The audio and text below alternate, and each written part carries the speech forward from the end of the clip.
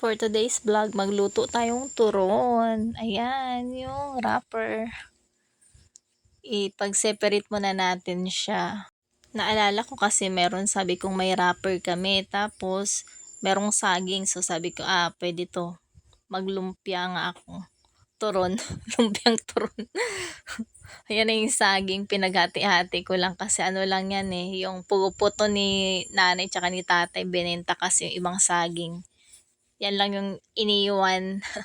Yung maliliit na saging, yung, di ba yung sa taas malaki, tapos yung sa pinakaubos, pinakababa, maliit. Basta, alam nyo na yun. Puputo ba? Puputo sa aklanon. So, ayan, nagbabalot na nga tayo ng ating saging. Sabi ko kay tatay, bakit kasi konti lang yung tinira mo. So, ayan, nabalot na lahat. At tayo'y magluluto na. So, bali yung gagawin muna natin is lagyan ng mantika. Tapos, pag yung mantika mainit na, lalagyan natin siyang sugar. Tapos, ayan. Tapos, pag yung sugar, tumaas na yan, ganyan. Pwede na ilagay yung yung turon, yung saging na binalot natin. Yung nanay ko kasi nung kami, elementary days, ayan. Nagluluto siya ng saging tsaka yung mga turon. So, ayan, na-adapt ko sa kanya. Charat! Adapt. Kayo ba? Paano ba kayo magluto ng turon? Basta kami, ganyan yung ginagawa namin. Ganyan yung way na pagluluto. May pang merienda na ang mga inday. At sabi nga ni tatay, bigyan daw niya si Auntie Bunny. So, sabi ko, okay, sige. Tapos yung tita ko pumunta dito sa amin, si Auntie Lani, yung kambal nanay, binigyan ko siya kasi yung sunog.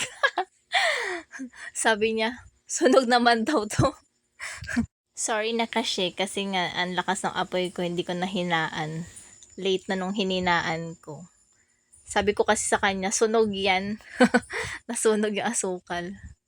Ewan ko, mapait-pait ata yun. Binigyan ko siyang 4 pieces. Ayan. The rest, amin na syempre.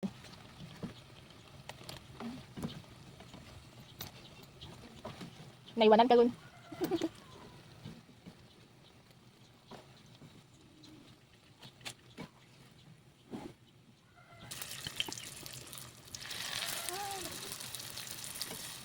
Nasunog na. Nasya na lang, Hello. Hatuwan, nagkakadalan to. So, ito yung pangalawa ko, sunog. Yung asukal. So, ito yung pangatlo. Okay na. Hindi na yung apoy.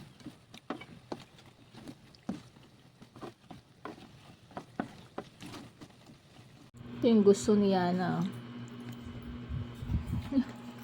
Hi! Stand up!